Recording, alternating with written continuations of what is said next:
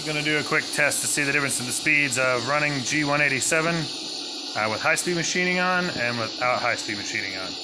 So we're at, I'm going to just go ahead and start this program, which has a lot of really fine moves, sort of surface profiling.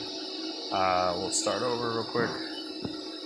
Set start. Goes home. So this is G187 enabled to P1, which is a roughing cut with a little bit of smoothing. This is a feed rate that you get from that. Now let's turn on the trial for high-speed machining. So reset. I'm going to turn the servos off. You have to do that to do this. RAM, I'm going to change this to a 1. Cool. Now high-speed machining is on. This is a trial. We got 200 hours that we can try that out for.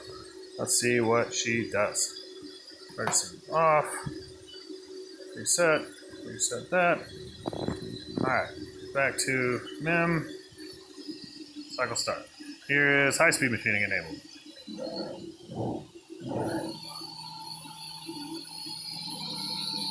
So much faster.